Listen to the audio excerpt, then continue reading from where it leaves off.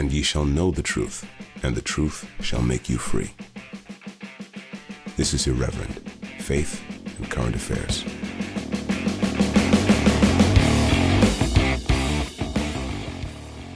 They will not force us. They will stop degrading us. They will not control us. We will be victorious. Welcome once again to Irreverent Faith and Current Affairs with me, Jamie Franklin, my friend Tom Pelham. T-Pel, did you recognise that? Dude, you've obviously gone and taken my song recommendation to heart, Jamie. It's a good song, isn't it? You knew it before, of course, I'm sure. Did you? I may have heard it once or twice, but it's for people who don't know, it's a song called Uprising by Muse. And I think from that short sample, we can all see why Tom likes it so much. It's so full of passion. I can just see you. I don't really know. Dancing is not really the right word. Parading around your living room, listening to this song, parading around. I can dance. Shaking your fist in the air. I've in the direction of your imaginary foe. I saw Muse live. Can't remember if they played that song though. I can't remember if it was before or after. It was good. Yeah. I like "Plug-in Baby" by Muse. That's my favorite song. I like that one. Apologies to people who don't know anything about Muse. We've got a correction to make though, haven't we, Jamie? Because we recommended Rage Against the Machine, and we've since learned. Oh yeah. That Rage Against the Machine performed a vaccinated-only concert in California. Probably, yeah. Probably. Where that kind of thing happens, isn't it? And we're a bit ashamed because contrasted this with the much less fierce Richard Ashcroft of the Verve, who refused to perform in a festival in the UK when he heard there was any sort of vaccine passports going on at them.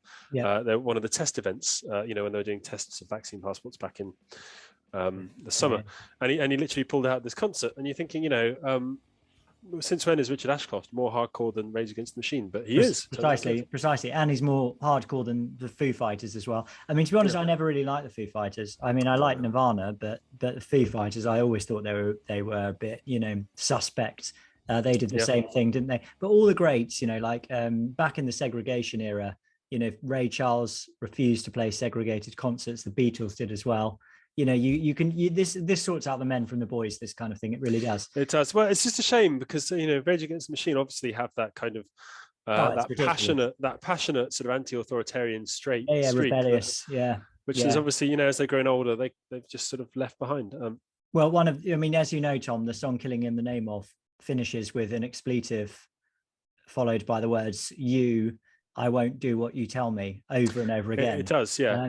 And so for them to now be doing essentially what they're told by the establishment is very as if I don't want to get off this. I don't really care all that much, to be honest with you.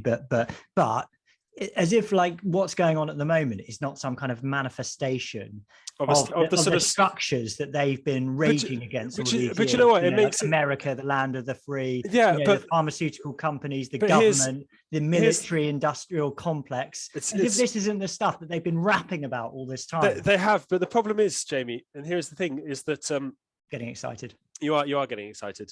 You should join a rap band, and that passion. I wouldn't do it. I reckon we could concert. No, I wouldn't either. We should do something. We should make like a heavy metal. You could.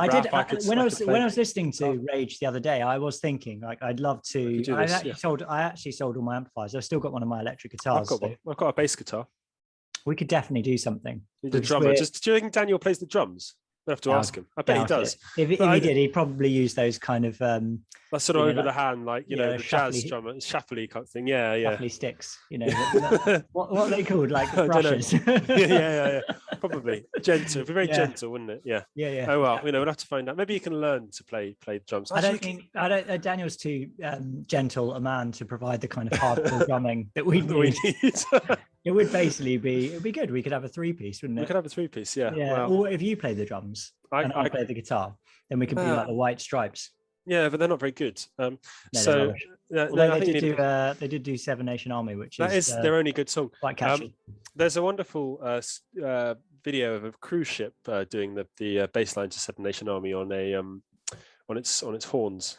Oh. It's quite serious. I suppose there aren't many notes. There aren't many notes in it. There aren't many notes in it. No. Yeah. The other thing is just once again, kudos to Richard Ashcroft, because I think I was really pleased with it. I was a big fan of the Verve when I was younger. Yeah. It's my first ever album was Urban Hymns.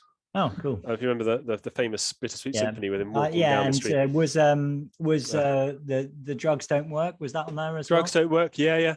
It's nice a very plantative song about his. I think it's about his father dying of cancer. Actually, I think it's very.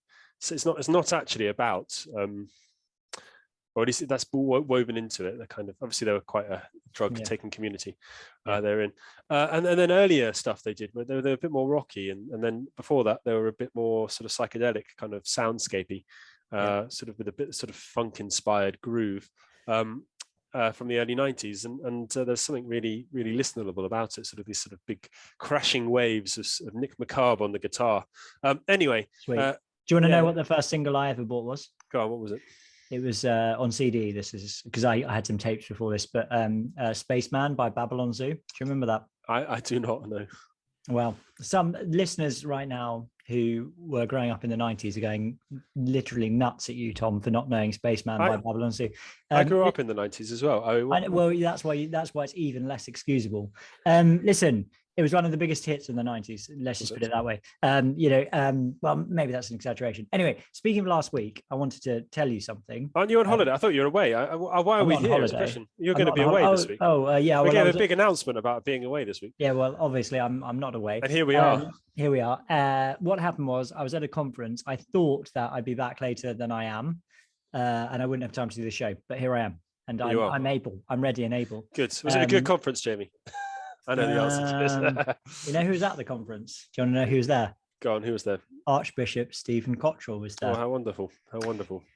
Yeah. Actually, I have to say that he did a talk, and I think his talk was actually quite good.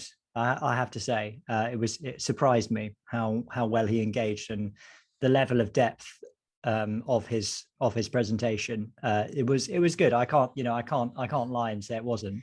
There are things that he promotes which I disagree with, but I have to say his thing was probably the best thing I saw while I was there.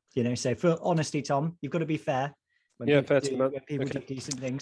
Did he bring a friend along? Did he open up that sort of discussion? He didn't. His special friend wasn't there. Special friend wasn't there. No, okay. His special friend was probably doing something else. I don't really know. But he was that. For people who don't know, we're referring to he was advertising for an assistant who sort of he described what he was looking for. In sort of quite, I don't really know how to describe it. It's £90,000 a year, wasn't it? Yeah, I'm looking for a special friend. I'm looking for somebody who'll support critical, supportive. And who'll be on my side. And it sounded like a kind of dating advert, didn't it? I mean, but the difference is normally you don't pay somebody £90,000 to be a friend. To be a friend, yeah, exactly. But I don't pay you that much anyway. You don't pay me anything. No, I don't. You take away my money, if anything. I don't really know how. It's not true. Anyway, so what's happened, which is good, is that, listen to this, on GB News last night, I believe it was around midnight, the panel, consisting of 3 people, I can't remember, and Calvin Robinson, were discussing with Dan Wootton their greatest Britons, right? And do you want to know who they chose? Go on, who do they choose? Right, so a few irrelevant people, such as the Queen, Tyson Fury. I thought he's a boxer, isn't he? Yeah. The Queen is not irrelevant, is she? I mean, we're a monarchist podcast, aren't we? I thought, or have you gone off? Well, I'm wavering. Anyway, okay. Just, let's not get. We've got too much to talk about to go down that path. Okay. So Queen, Tyson Fury, frontline NHS staff. Okay. That was another one, and then the other greatest Britain. Do you know what it is? Go on. It's only the Reverend podcast, Tom. Really? Okay, that's good. We are the greatest Britain. I mean, presumably he means us, not us the podcast individually. Is not a person. But we, Dan. I mean, he didn't say our last names, but he said Tom, Jamie, and Daniel. I think in that order. Yeah. So you definitely got a reference on GB News last night. Well, that's very kind of him, I must say. I'm honoured.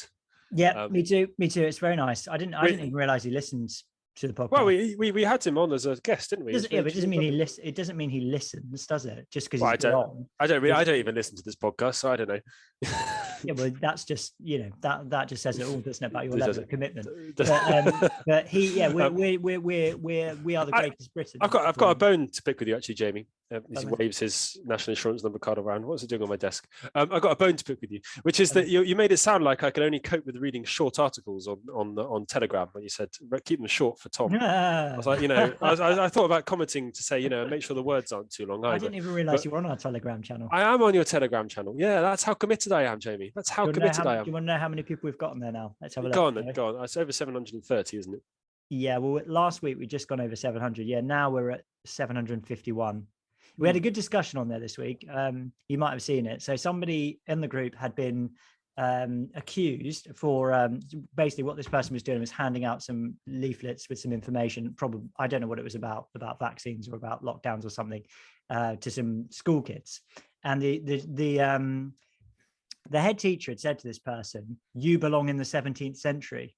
And so we had quite a detailed discussion about how strange an insult that was. It's a weird century to pick, actually, isn't it? It's sort of even. I mean, arguably, so 17th century is a step backwards from the heights of the 14th century. Unquestionably. Well, unquestionably, but nonetheless, if you're going to pick a really awful century, probably going to have to go like 9th century or something like that, 8th century or 5th century. But I mean, I said this, Tom, but the problem is like whatever you say, there'll always be some kind of amazing technical or cultural achievement. So, for example, I said you could say something like the 8th century, but then someone's like, oh, but what about Bede and the Lindisfarne Gospels and all that kind of stuff? Yeah, okay, but there's sort of little lights of glimmering hope in the Viking invasions, weren't they? Yeah.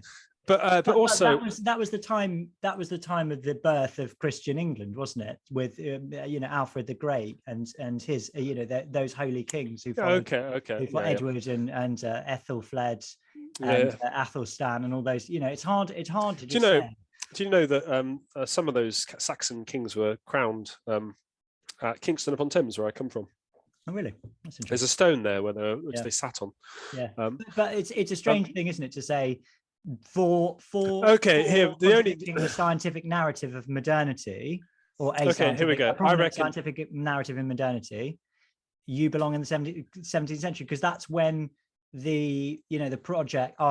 This is a bit of a myth, but that's when the project of Enlightenment rationalism and the scientific, the discovery of modern science is supposed to have happened. So it's strange. It is odd. To be honest, I think the 20th century is probably the worst century. No, I think 21st is the worst. Well, I just think 20th century, you have the awful 60s sort of sexual revolution. You have I shouldn't say that first, really, because the single worst thing is the massacres and pogroms and the world wars and the starvations in Russia and the Korean War and all these sort of awful the Holocaust, the Rwandan genocide. Never have no centuries have come even close to the sheer number of awful things as the 20th century, and yet and we're still sort of suffering from that as a society. We're battered.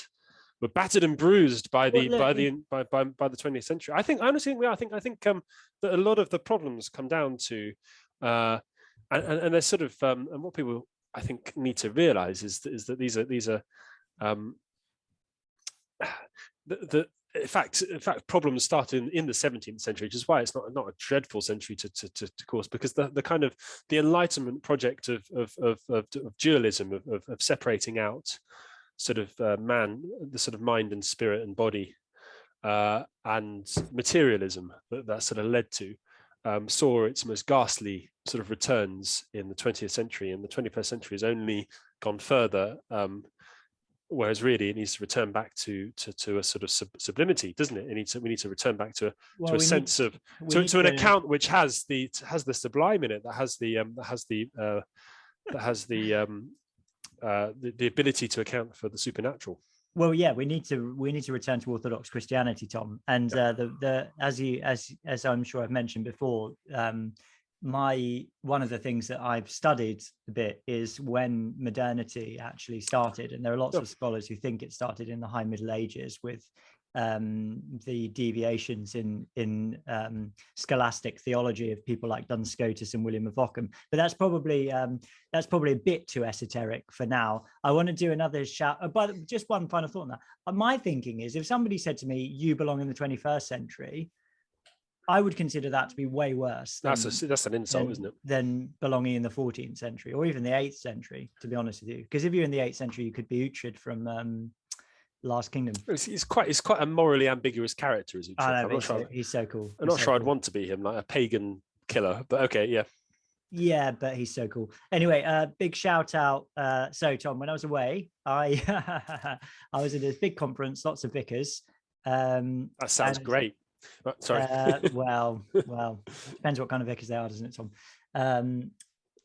But you know somebody came up to me and said, I never miss a reverend, love a reverend, by the way. And it was a lady who worked at the conference centre in hospitality.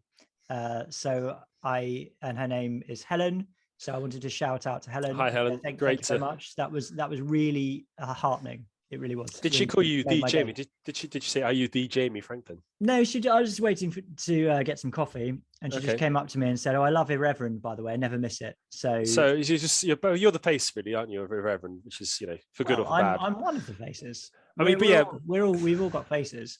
You've got a face as well. True. We take up equal space on the video.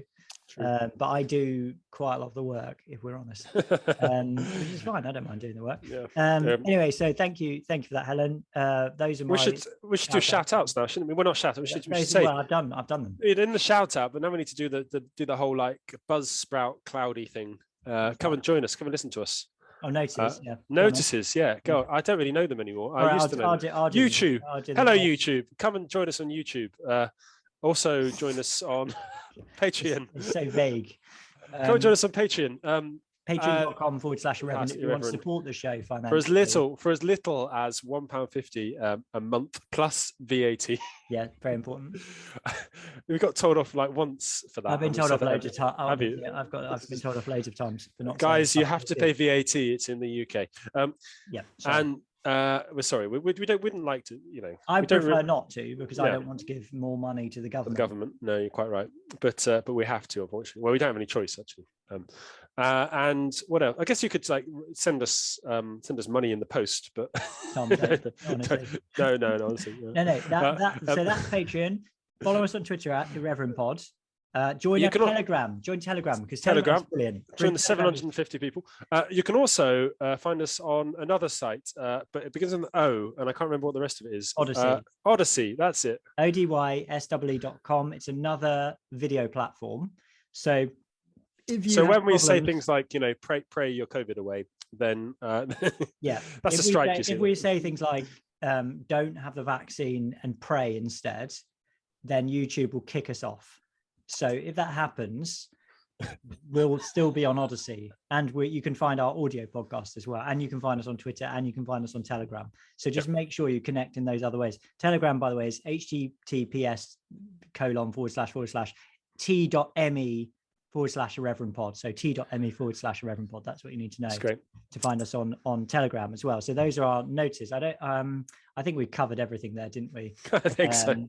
So if we've got any new listeners from GB News, welcome. It's good to have you. And so basically what this podcast, I mean, if I were to try and sort of clarify what it is we're doing here, is we're priests, or as you call yourself, a presbyter, even though it's not what it says in the Book of Common Prayer, which you claim to like.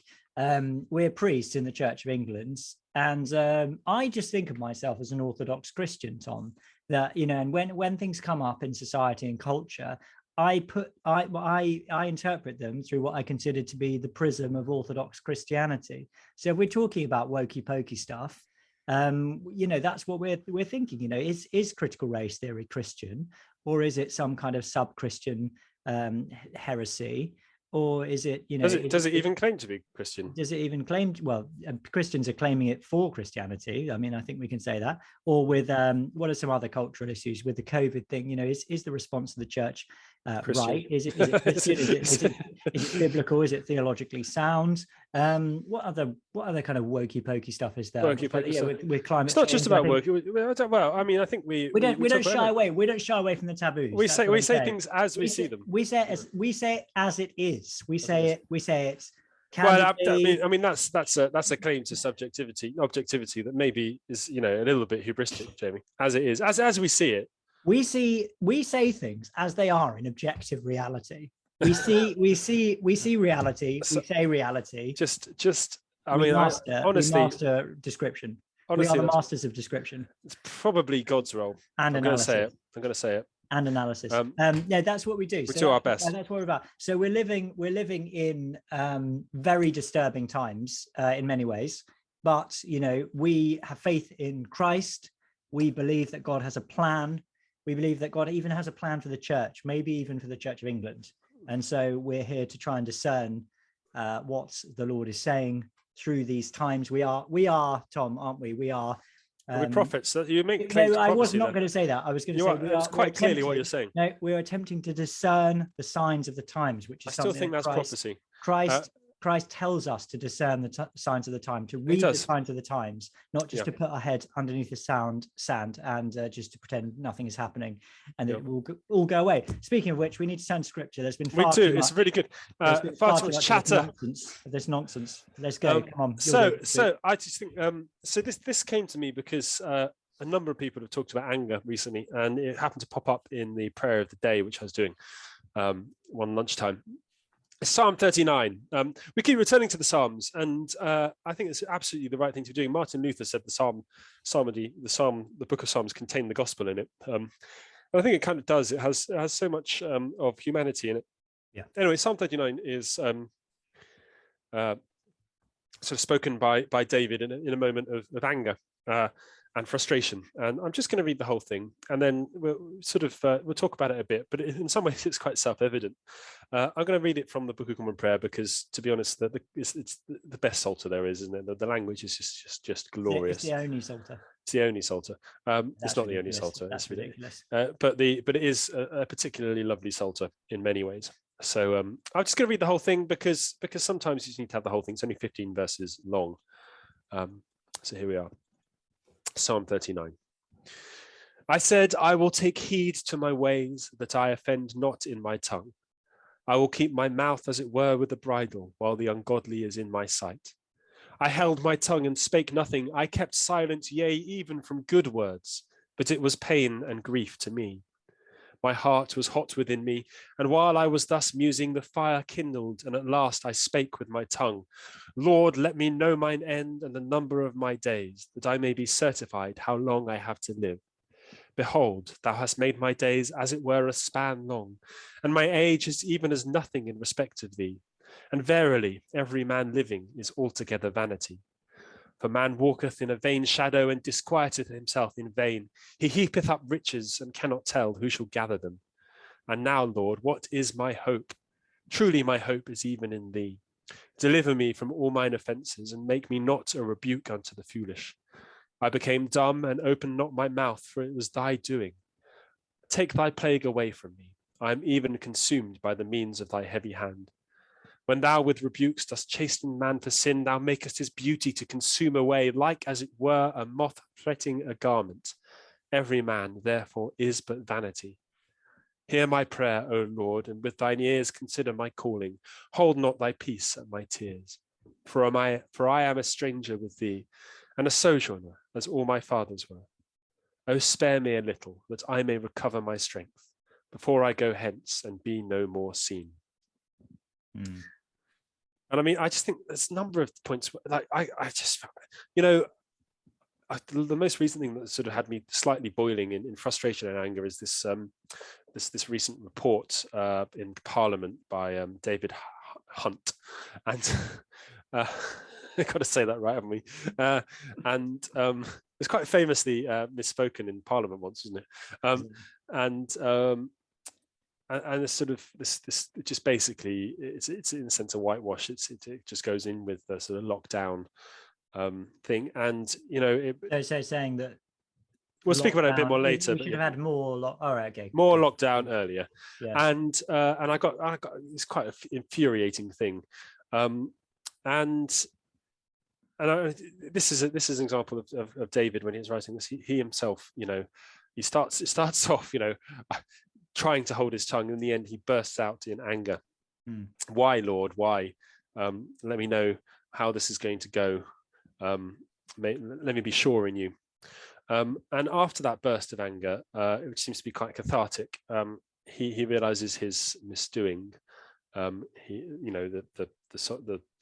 psalmist stops talking when he realizes that the hope wasn't in anger, but actually was in the Lord, and his realization that everything is vanity before the sort of beauty of God's calling.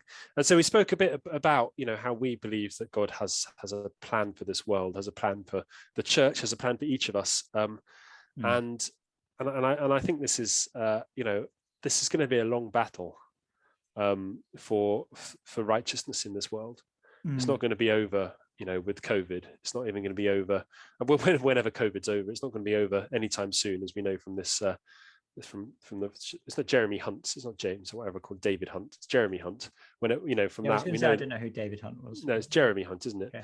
I'm not very good with names, some of you might have noticed, it's going to be a long battle to seize back this idea that actually it's a good thing to not be locked down. It's a good, that lockdown was a poor idea, but further on, the sort of battle against woke and the battle against sort of further restrictions in the name of either disease prevention or climate change or various other things, the heavy-handed hand of the state coming down upon us, but also to win back this idea of the metaphysical in this world, the idea that this is not just a materialist world, but actually there's an account which goes far bigger than that.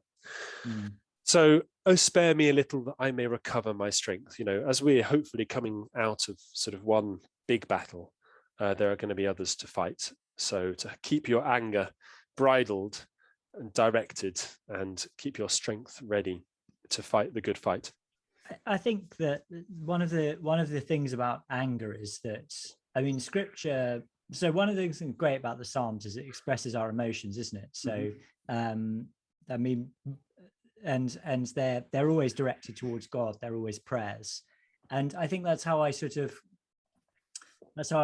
square that with the teaching in the New Testament about anger. For example, in the book of James, where it talks about the way that the anger of man does not bring about the righteousness of God, and in the book of Ephesians, where the Apostle Paul says to not let your the sun go down on an argument, and counsels people not to become angry. And I think that I think that overall the teaching of Scripture is that anger is actually something which is very dangerous. It's something which is like a kind of possessing spirit almost. It takes you over. It takes away your self-control, and then you end up doing bad things. You're no longer in control of yourself, and that leads to sin. And so I think what the Psalms show us is that the outlet for that anger is to direct that passion and that energy to God in prayer, and to look for peace. I agree with you that I do think there's such a thing as righteous anger, and that we're called to be angry over sin that we see. Not to say to go, in a sort of instantaneous or to be rash with it, but that actually it can be a driver. I think it's fair to say that Jesus was angry with the sellers in the temple, for example. Consumed with zeal. Zeal. Zeal is a bit different to anger, though, I think. I'm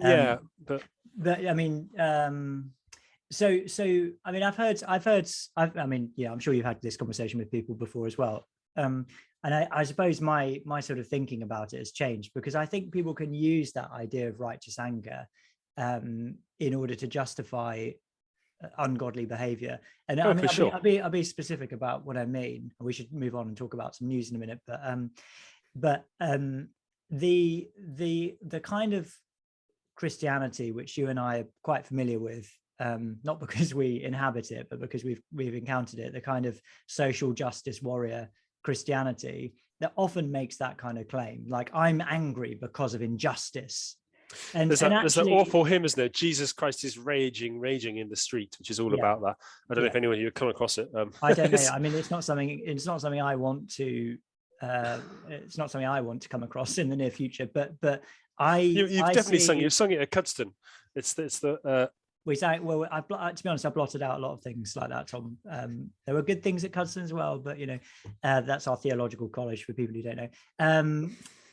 But what I was going to say is, like, when I look at what we're called to in terms of our character in the New Testament, it's never anger. It's always love, joy, peace. Forgiveness. I completely agree. Gentleness. I do agree. But I guess I put a slight slant on it that's slightly different to you, because obviously James and Paul counselling against rash actions from anger, and certainly counselling against anger against a brother or sister, or in Christ, or but I think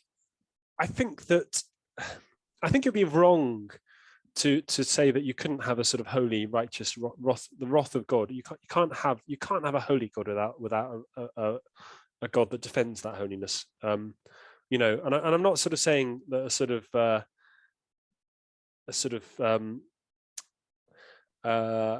in terms of there's obviously this idea of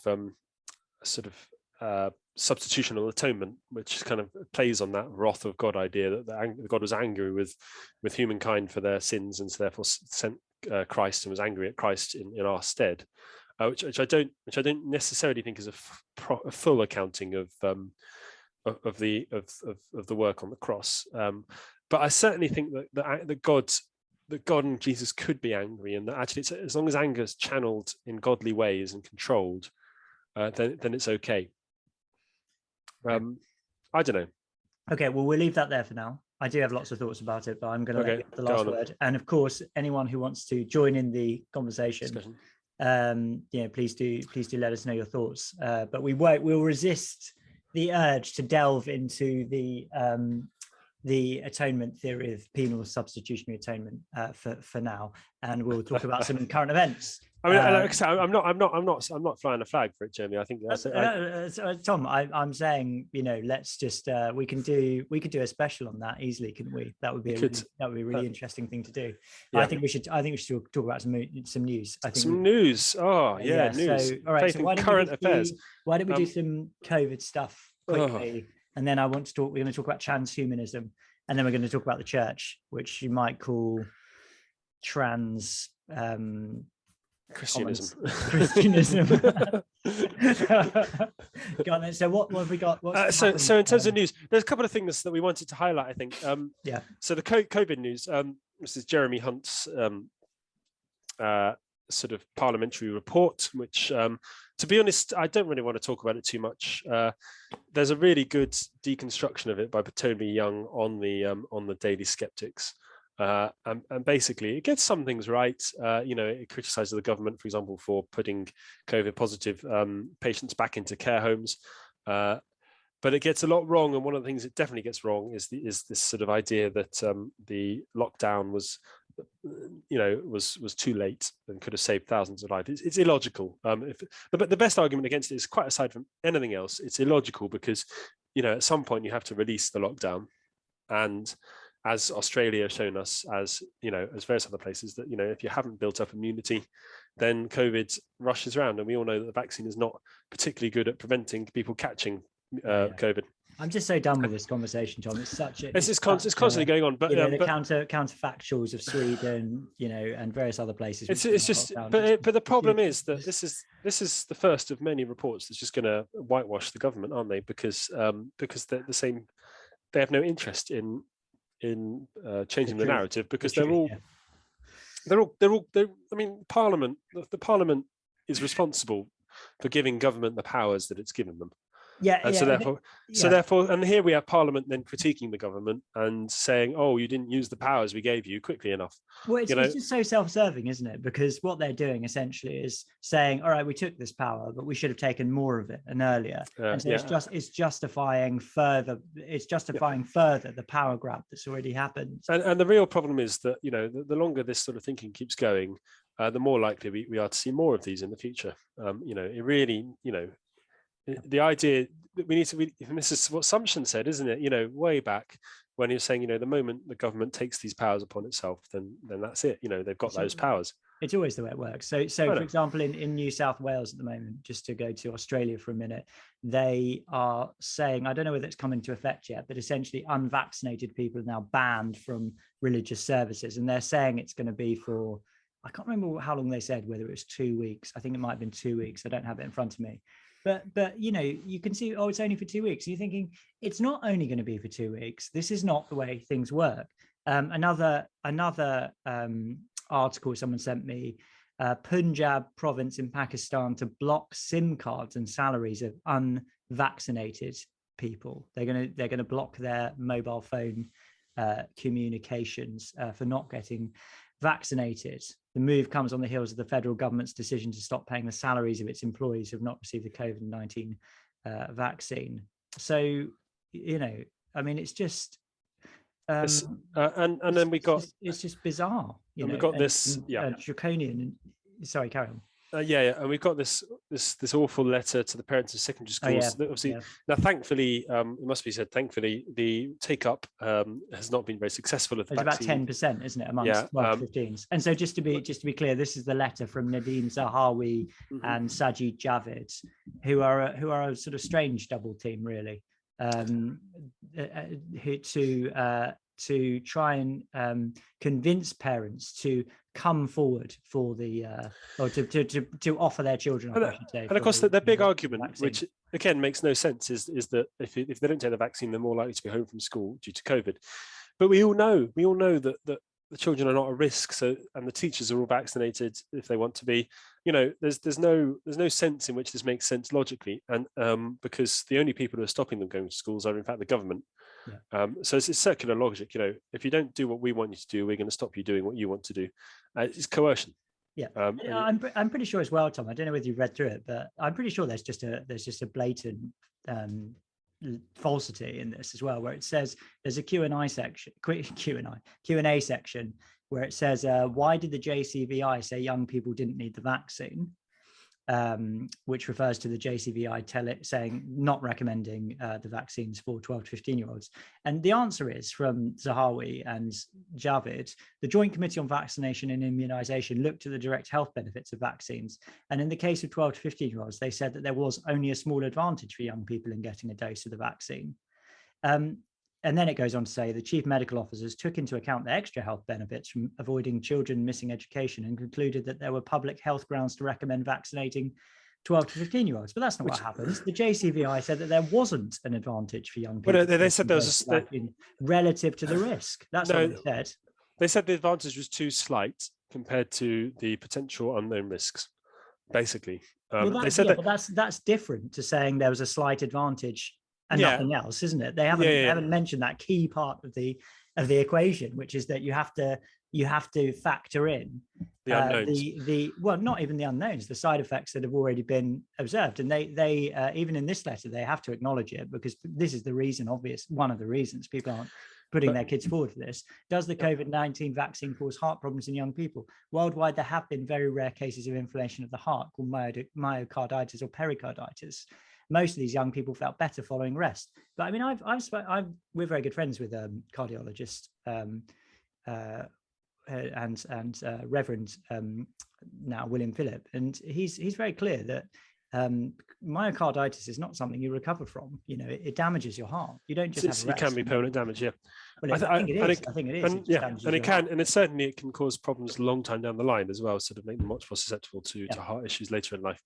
And I mean, the whole point is that the benefits that the chief health officer purports to change the balance are in fact not benefits so much as things that they're saying. Oh, the benefit is they don't get sent home from school. But the only reason they're getting sent home from school is because the government's mandating that. So it's circular logic. Or they're saying we won't close the schools. Yeah. So you could just as easily square that benefit by saying, okay, we're not going to close the schools from COVID now. Yeah, you could just decide you don't have to vaccinate the children. You don't have to vaccinate children. Keep the schools open.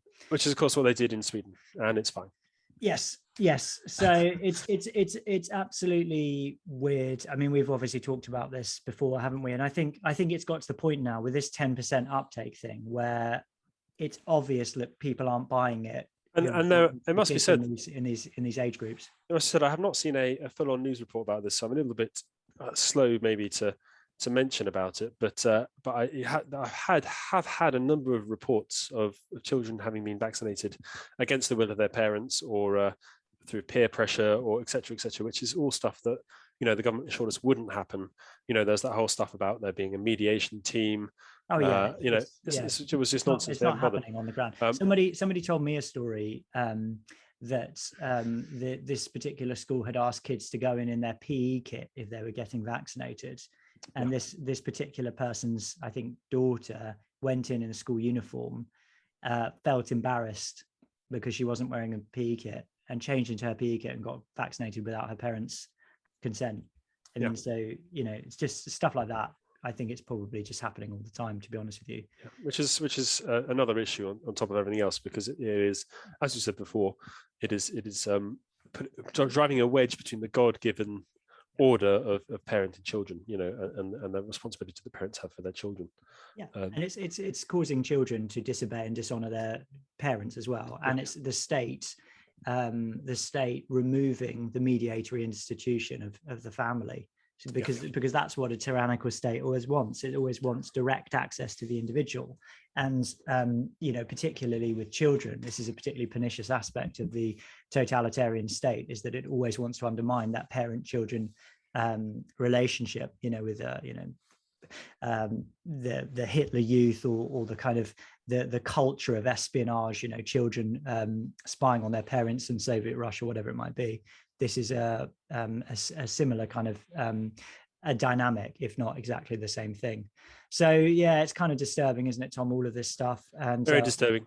I just wanted to give a shout out to a very good article, which is in the Daily Skeptic newspaper news site, called "Continuing COVID restrictions in schools left children feeling unfurnished permanently, waiting for the upholsterer," which is a rather nice. It's a little image. They're talking about, children are feeling incomplete because the sort of structures that they rely on have been ripped up around them. Now, this author, this is written by Dr. Sinead Murphy, who's written before. She's a philosophy researcher, and she makes this. And I think really that the best the best section for me. I mean, it's all pretty good. The best section for me is about the situation of humanity. I'm just going to read a little bit of this section. There's a sort of, she talks about a philosopher called Martin Heidegger, who defines human being as Dasein and Mitsein, being there and being with. What makes human life human for Heidegger is the dual fact of that life being always in a world with which our bodies are woven, and always with others with whom our understanding is given and built up through interaction. These are abstract terms, but what Heidegger intended to communicate with them was not so much that human life is in a world with others. So we're not sort of, here's a human and the rest of the world is sort of incidental that we react with, but actually that our lives are in this world with these others. We're not solipsists. We don't believe that we're the only point of existence, then we're just constantly sort of being objective. Actually, we're subjective beings. It reminds me also of what Hegel said about the individual personality only being tangible in the presence of other people, of community. And I've spoken a little bit about the sort of African understanding of this called it's gone out of my head now. Mbongo, that's it. And that's not Mbongo. No, that's you should cut. You fell for that. You're gonna have to cut that. What's it called? Is it Ubuntu? Ubuntu. Right. Ubuntu. Yeah. Cut that. It's just a joke. It just sounds. I know. Go on. I know. Okay, good. Which is the idea that we are, not I am, but we are, which is a sort of much more. It's a pagan philosophical idea. It must be said. It came from before the African was Christianized, but I think it's a much more helpful starting point than the Western world, which is far too much I am, Yeah. So the point is of this article is that all of the things that are going on are dehumanizing us, because it's reducing our ability to be there and to be with. And it's not just incidental parts of our humanity, but indeed core parts of being human that the lockdown has attacked. And that's something that's, I think, missed by a lot of commentators, is that we're not, this sort of interactions that we're missing, that we've lost, to regain them now, but with the threat of them being taken away, ever hovering over us, as Valence would like, by the sounds like I was talking yesterday. Those parts are not sort of incidental things that can just be removed, no more that than you would ever sort of remove an arm for a to cure a cut in your hand. Yeah. I've been doing some research recently because I'm hoping to write a new book, having written my other book, which has just been released. Have you released a book, Jem? You should have said something about it. Yeah, I've just got it here, actually. Have you? Yeah. It's something like Charles Taylor, is that right? Charles Taylor, Theology, Anglican Aesthetic Ecclesiology. Yeah. Not the most boring book that Mark Chapman has ever read. Guys. Well, it was. He just said it wasn't boring. So that it wasn't just better, less boring than some other books. It was just not boring, full stop. So I'd say that's high praise. But yeah, so I've been doing some research, and I've been reading this really interesting book called Bullshit Jobs by an academic. Hang on a second. I was slated last time I used that on this show. Anyway, but this is objectively in the name of an actual book. It's a proper academic. It's a proper academic book. Is it? Yeah, but it's really interesting. One of the things he says is, he's an anthropologist, David Graeber, and he's done some research about what happens to people when they are kept in solitary confinement.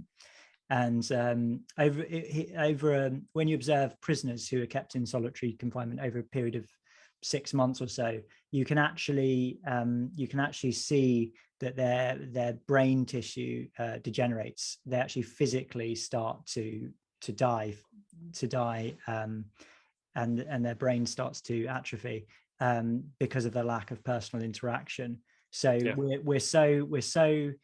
I mean, that insight, that Heideggerian insight or the Hegelian insight, they're not just sort of true on a kind of spiritual or emotional level, but they're actually literally true on a physiological level as well, that your body starts to die. But because the idea that we are sort of beings that can be easily divided into spirit and soul and body is wrong.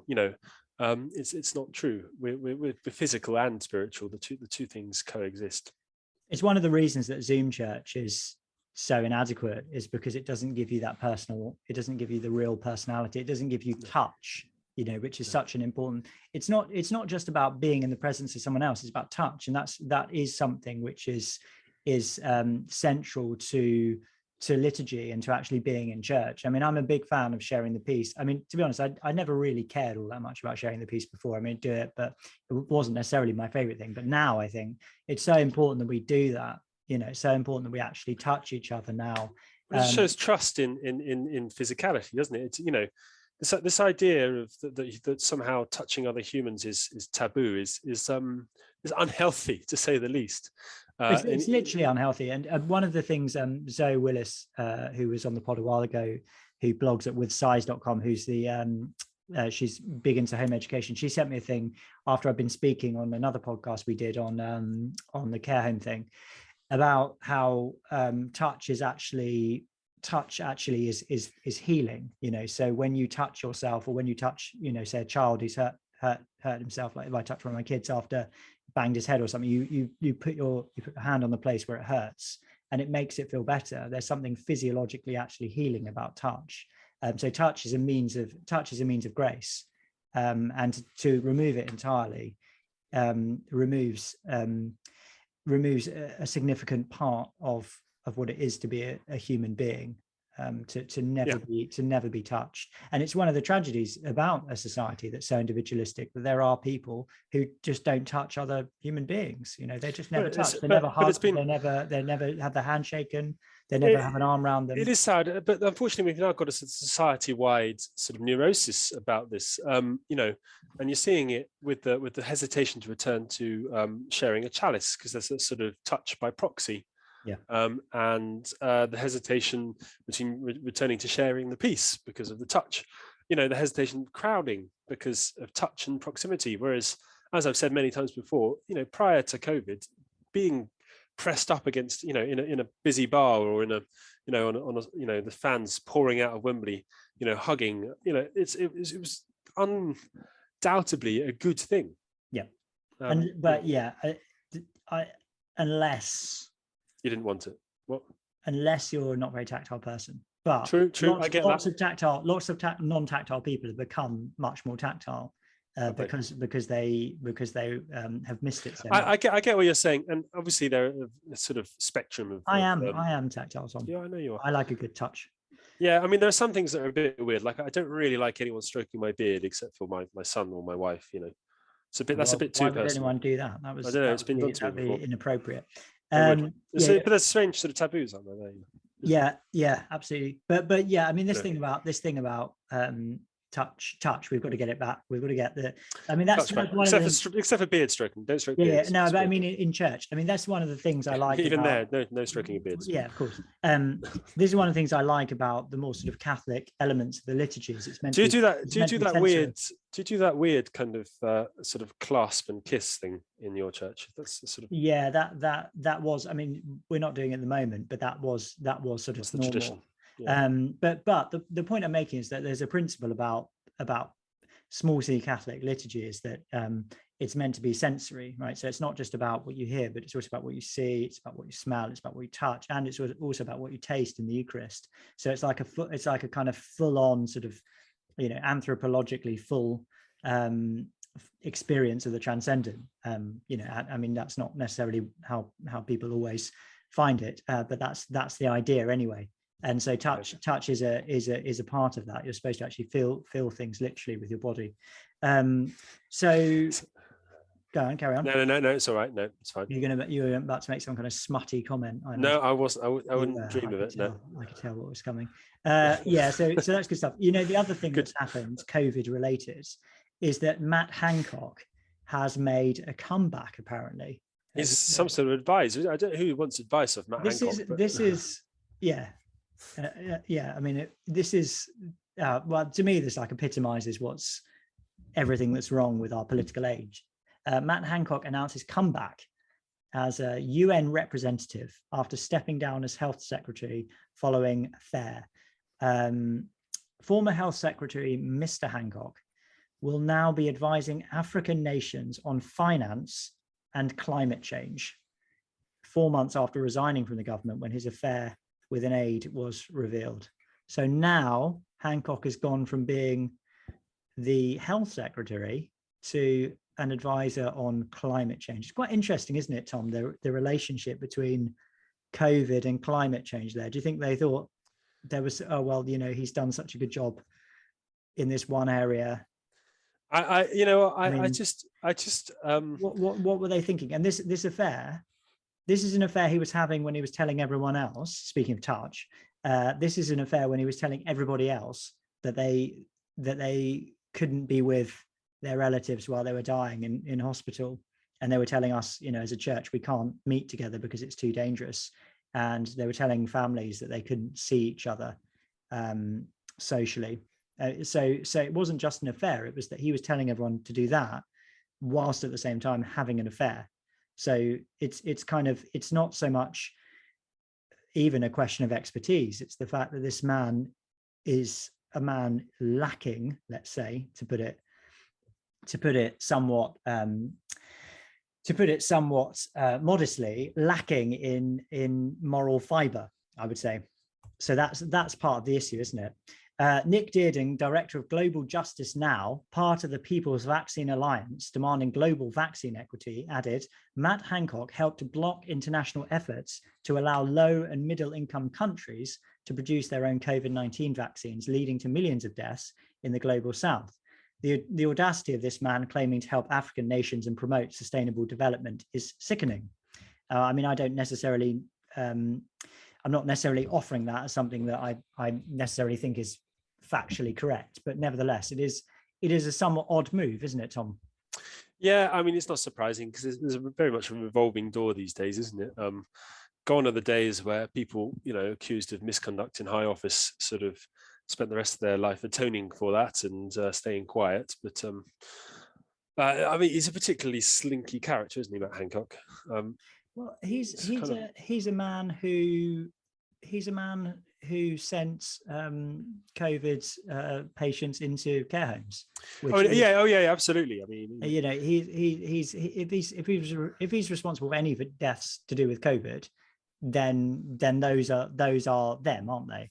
And it's not that he failed to promote lockdown. He was the most zealous promoter of lockdown there was. It was that he was doing stuff like that whilst at the same time having an affair. I think that's the issue. And of course, having we spoke when this broke. We said that with our prayers for Matt Hancock's family and hope that they might find reconciliation. Of course, he's done the opposite, isn't he? I believe he's completely left the family home now, left his 3 children, gone off with the lady who he's having an affair with. She also has a family with 3 children as well. Yeah. And all in all, it's just an act of grievous immorality. Yeah. He shouldn't be, until he's repented of that, he shouldn't be allowed anywhere near any sort of advice. I mean, to be honest, I don't know. I'm pretty certain his constituents will be pretty unhappy with him. I hope he doesn't get returned. Has he left his constituency now? Is that what? No, I don't think he has. But I think he's still the MP for that area, isn't he? Goodness me, it's just a gravy train, isn't it? I mean, say it's an unpaid role, but the perks that will go with it will be astonishing. We're going to have to do something on COP26 or whatever it is, which is coming. It's actually happening now, but I haven't really heard anything about it. But we'll do something about that. We'll do a climate change special, Tom. That'll be fun for us all to get into. I'm reading a fantastic book about climate change, by the way, called. What is it called? It's got the words "Invisible Threats of Doom" in the title. It's by Patrick Moore, who was one of the founders of Greenpeace. It's a very, very good book, but we'll do something else on climate change another day. We're going to talk about the church a bit, aren't we? I think the other thing we're going to do is talk about this transhumanism article. Go on. But no, Tom, I don't think we've got time. So I think it's better to talk about it with Daniel because he's the sort of he's been really good with that. Yeah, he's very into it. Oh no, I agree with it. There's a concern, but I just think that he's probably and it's a big topic, and we'll have more time another time. But let's do this good ministryarchitects.com. Yeah, it's cool. I've never heard of Ministry Architects before you shared this. It popped up on a sort of news aggregating site which I follow, and it's interesting. Well, do you want? How should we do this? Do a summary. Shall I do a short summary? I did the summary of the last one, so you do.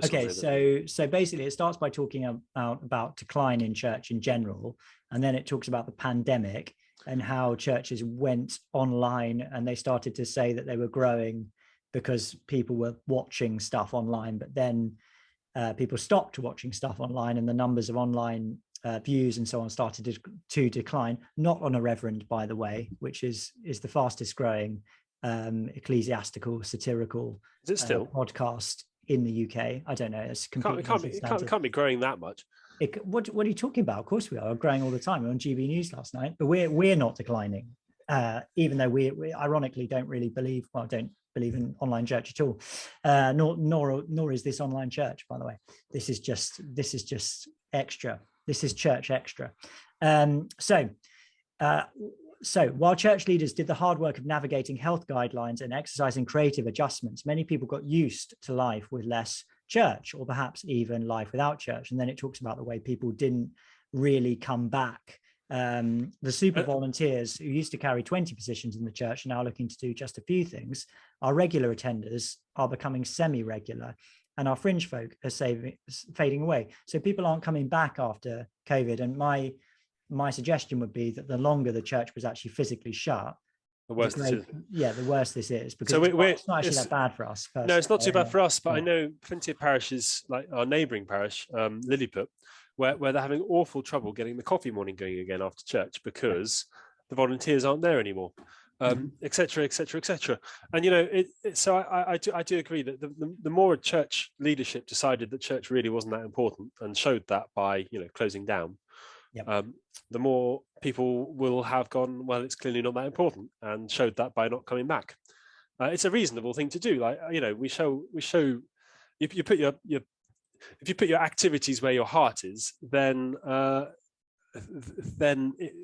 converse is true. If you don't do that thing, it's quite obvious that you're not really that interested in it. And that's the sort of message that sort of shutting a church does. We don't think this is that important. Let's go through these three things that he suggests, because I think there's quite a lot to talk about here. Because he asked the question, what do we do? Okay, so there are three things. So I'll say them all and then we can comment on them. So number one, we need to stop telling stories that we know are not true. Number two, we need to see the situation for what it is. And three, we need to understand why. So I think 1 and 3 are the most interesting here. So maybe we can talk about those. So number one, our excuses for the absence of others don't help anyone. We can hope and speak in goals and prayers and aspiration for a someday return, but there's a reality to our relationships, or lack thereof, that's been hushed or is being ignored, and our stories aren't as true as they could be. So I guess when he says, we need to stop telling stories that we know are not true, he means we need to stop telling ourselves that people are going to come back when they're not. But for me, the story which is not true is the narrative, is the mainstream narrative. The mainstream narrative is not true. And what the church needs to stop telling itself is that it was right to go along with it. The church needs to own up to the fact that it's made a huge mistake. I think that's the key. That's the key. I mean, to be honest, even if the mainstream narrative was true, whether the church should have quite happily closed down is another question. And I'd set forth, no, I think it's evidently true that in prior pandemics, in prior much worse ones, 1918 flu, the Black Death, etc., churches remained as sacramental places of prayer and worship and fellowship, and it was important that they did, because it gave people a spiritual sort of truth that, as you put do we actually believe as a church that man cannot live by bread alone, but by but by every word that comes forth from the mouth of God? Because if we do, then we should be really upset if supermarkets are allowed to be open and the church is forced to be closed. When I said the narrative, I meant the sort of the whole thing, which is this is the only thing we can do. Because I've never believed this is the only thing we could do. The church could have stayed open in some kind of cautious but real manner. We could have stayed open. We could have made more of an effort to stay open. And it's one of the things, I wonder, talking to people who don't have many questions about this, was it really necessary to shut down the church completely? Could we not have at least made more of an effort to keep the church open? And the absolute worst argument, which I have kept at one point coming across, is, we need to show solidarity with the hairdressers that have been closed down by also closing our buildings. And that was often found in the January lockdown of 2020, where churches weren't strictly speaking required to lock down, but a lot of them did nonetheless, because to show solidarity with the libraries. I've heard one say, the libraries and hairdressers and pubs. I'm thinking, but that means you're literally putting the church on the same sort of level as all those things, as if there's nothing more important done in a hairdresser's than in a church. And that is, and again, okay, if you believe that, fine, but don't expect people to come to your church, because they're going to go, well, I go to the hairdressers once every 6 weeks. Why can't I just go to church once every 6 weeks?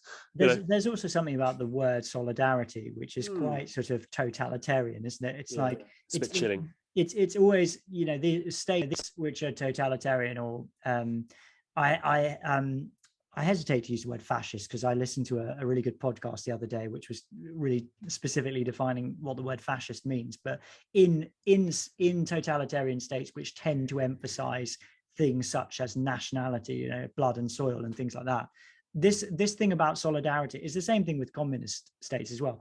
It's this thing about solidarity is always up front and center. It's like, well, you're not showing solidarity with the fatherland or with, you know, the communist ideology or whatever it might be. You need to show solidarity, but that mitigates against critical thought, for example. Well, what if your faculties lead you to a place where you don't think it's right to show solidarity? I mean, solidarity for itself, I'm not sure it's a good thing. I mean, you show solidarity if it's a good thing that you're showing solidarity with, but the notion of having solidarity just for the sake of having solidarity is just nothing, isn't it? Yeah, it's possibly dangerous.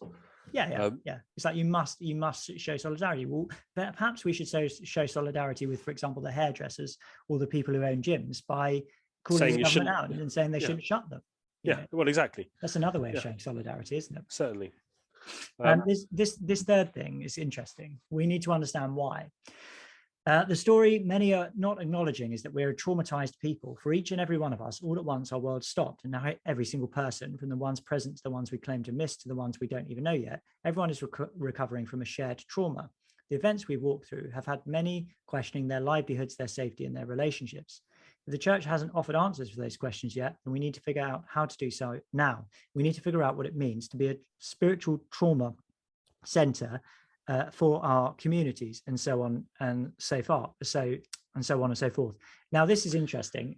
I'll just share something about I'm not saying too much information here, hopefully, but I've had quite a lot of conversations over the last few days, and I would say that so for me, Tom, I think the way that this is presented in the Church of England and in general, the kind of official emphasis is on, how good it is that we're starting to get back to normal, how it was, it was inevitable, it was the only thing that we could do to shut down and so on and so forth. And that now we're looking to, build back better in the church in an analogous way to the way that we're being told that we're doing in the country in general. What's not being, and let's face it, we're not promoting that narrative here. But the point I want to make is that what's not being emphasized, and I think he's quite right here, is that people are traumatized, and even people who can completely go along with the narrative and think that everything was justified and everything was right. Lots of the people I've spoken to, a good proportion of them would say, said to me that they have children who are suffering severe depression, that they have family members who have crumbled psychologically, and it's their personality has been significantly reduced, even though we're ostensibly coming towards the end of this whole thing. There was one elderly lady I spoke to who was shielded for 5 months, and she found it to be a traumatic experience. And she said that she wonders how many people died from shielding as opposed to COVID.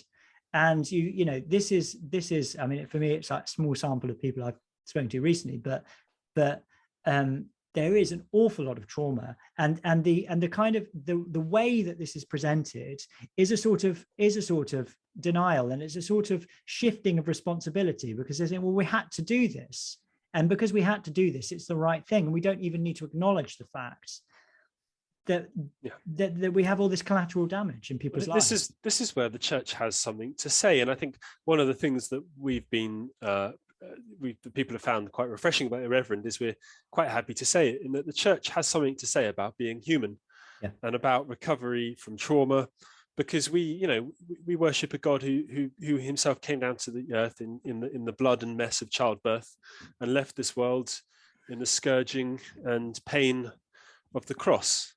And obviously was resurrected again in glory, transcending all those things. But our Savior Christ was human in the fullness of that term, and we need to regain humanity in the fullness of that term. We've spoken about it already this podcast, but the church really should be a leadership point in its communities, saying, "Come on now, come on, we need to return to the fullness of life that Christ calls us. And we start that by showing it here in the church and by taking that message out into the streets. But they're not. They're sort of, there's been nothing done as far as I can tell. Yeah. We've said this so many times, haven't we, that the narrative has just been, we had to do this in order to protect people. But the problem is, it's not a spiritual interpretation of what's happened. It's not. But the problem is the narrative in the church is still, we need to be cautious, to protect people, to look after people, to, we need to keep wearing face masks. I mean, not the church I run, but in other churches we need to keep sing quietly. Don't share the peace, don't share the chalice. Okay, now we need to meet people where they are, but also we need to be showing leadership out of these times. Yeah, I completely agree. So, I mean, I think that's I think it's a pretty good article, actually. I'm just trying to think if there's anything else we need to actually mention. I mean, it talks about the way that we need a major pivot, and we know that God will provide for the times and places where we're found. I mean, I believe that. I just wonder whether the church's complicity in general with this situation means that a more radical change will have to come about in the church. Do you know what? One thing I don't like about this article is this sort of slightly blithe line. What we do know, he says, is that the future of the church will require innovative changes. Now, it's very easy to toss that around, but actually, innovative changes is not necessarily what the church needs. Depends what it means. If he means if he means you're going to innovativly return to the faith of old, but I mean, that would be a weird way of putting it, wouldn't it? The patristic fathers of the church. So let's not forget that the Reformation was about the reclamation of that of the orthodox kind of patristic church against the excesses of the medieval Catholicism, and if we need another Reformation, that's what we need, to return to that. Well, I believe that, Tom. I believe that the church does need to reform itself, and that's a significant difference between a kind of Roman Catholic sensibility and an Anglican one. Is that we are a reformed church, and we believe in that the church needs to repent and to change. From time to time, and probably constantly, I suppose you would say. Well, I mean, it depends what you mean by constantly. I mean, if it's, but yeah, I think. What I mean is that there's an analogy between a church and the church and human beings. Right? Yeah. As human beings, we're sinful, and that we need to examine ourselves, and we need to repent frequently for our sin. And the church is the same. I don't believe that the church. I apologize to Roman Catholics, but I don't believe that the church has a kind of has a magisterium that always leads it inevitably into truth and righteousness. I don't believe that. That's why I am happy to be part of a reformed church. But that's the point. I mean, I honestly think that what's happened in the last 60 years in the church is that we've sort of been talking a little bit about this on our clergy group. Is that as the church has become more divided, the sort of the balance of word, sacrament, faith in the sort of and spirit, I should say, in the body is become unbalanced, and in different places the balance isn't right. So in sort of Con Evo, they often lack a sense of the sublimity of God, the transcendent, the transcendent. Whereas in the Anglo-Catholic churches that I've been to, they sometimes lack sound teaching and that sort of grounding in the scriptural. Well, not in yours, of course, Jamie. Not when I'm preaching. Not when you're preaching. And one of the things about the Book of Common Prayer and the 39 Articles is they do try to keep these things together. And ever since the churches have sort of been allowed off their leashes, they've leeches. They've been allowed off their leashes. The sort of different bits have zeroed in on separate bits of truth, but together they're much stronger than apart. We need to rediscover the transcendent, but we also need to stand firm in teaching. Yeah, that's right, definitely. I agree. Tom, sorry, I didn't mean to rush you, and I didn't mean to say the word okay. That's not really what I was. Okay. I was meaning to say yes. We need to agree. finish. I like this. Well, no, I don't have to finish right now. I have to finish in 5 minutes. Okay, let's do this. My wife has said specifically, don't stay out there until past 5:30 when we've agreed that we're going to have dinner, and make me come and get you. You know what time you're supposed to come in, so don't Don't stay out there bantering with Tom. So somebody has sent us 2 Advent hymns, Piano Scholar, and I assume that's a synonym. That's a pseudonym, because nobody's called that. But this is hello, Mr. this Piano. is an Advent hymn. We've got another one as well. So it's guess the tune. So can you think of a tune for this? It's 8888 as far as I can tell. Yeah, I know. Well, there are loads of them. Means. I mean, so I've got one ready. Well, Pachelbel's Canon would work.